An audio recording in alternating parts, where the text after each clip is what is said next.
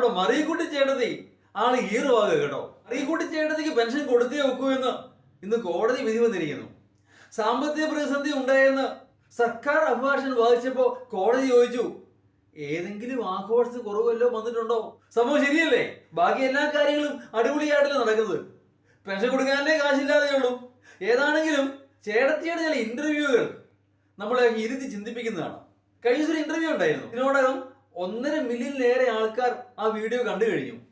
ആ ഇന്റർവ്യൂവിൽ അവർ പറയുകയാണ്, ഈ പള്ളിക്കാരും രാഷ്ട്രീയക്കാരും ഒരുപോലെയാണ്, എല്ലാം അങ്ങോട്ടേക്കേ ഉള്ളൂ, ഒന്നും ഇങ്ങോട്ടേക്കില്ല. സംഭവം ശരിയല്ലേ?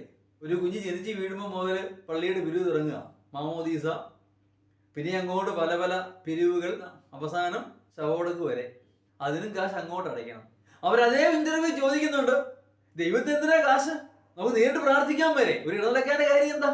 അങ്ങനെയുള്ള അവിടെ ചില പ്രസ്താവനകൾ ആരെയും ഇരുത്തി ചിന്തിപ്പിക്കുന്നതാണ്. ഒരു കാര്യം കൂടി അവർ പറഞ്ഞു, വിമർശിക്കാൻ പാടില്ല. സമ്മതിക്കുകയില്ല. ശരിയല്ലേ? പള്ളിക്കെതിരെയും രാഷ്ട്രീയ പാർട്ടിക്കെതിരെയും വിമർശനങ്ങളില്ല. Accept or get out. അത് തന്നെ.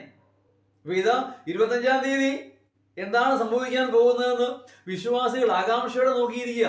എല്ലാവരും ഒന്നിച്ച് നിൽക്കുമോ അതോ കുറെ അച്ഛന്മാരെയെങ്കിലും മഹറോൻ ചൊല്ലുമോ എന്ന്. അത് തന്നെയല്ലേ രാഷ്ട്രീയ പാർട്ടിയിലും. മുഖ്യമന്ത്രിക്കെതിരെ ആരെങ്കിലും സംസാരിക്കുമോ? തിരുവായ്ക്ക് എതിരുമായില്ല എന്ന് പറയുന്ന പോലെ പിണറായിക്ക് എതിരുമായില്ല.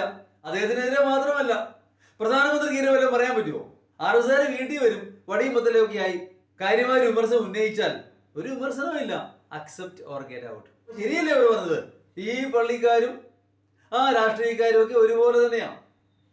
അങ്ങനെയുള്ള ചില പ്രസ്താവനകളിലൂടെ ഓരോ ദിവസം കഴിയും തോറും നമ്മൾ മറിയക്കുട്ടി ചേട്ടത്തി വീണ്ടും ഹീറോ ആയിക്കൊണ്ടിരിക്കുന്നു.